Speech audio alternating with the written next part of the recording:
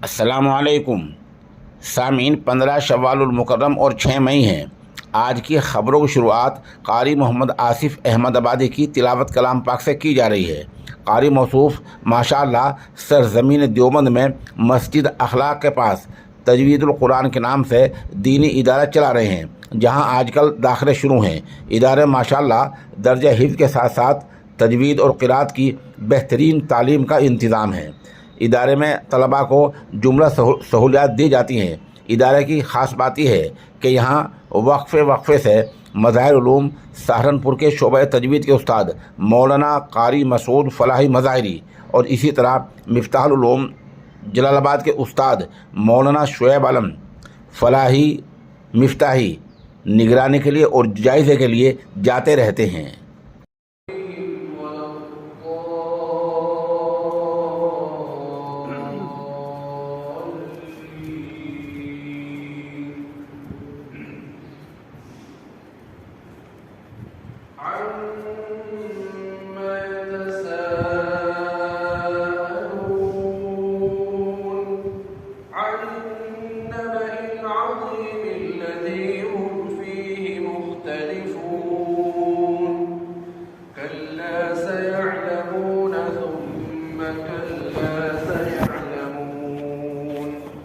ألم نجعل الأرض مهادا والجبال أوتادا وخلقناكم أزواجا وجعلنا نومكم سباتا وجعلنا الليل لباسا وجعلنا النهار معاشا وبنينا فوقكم سبعا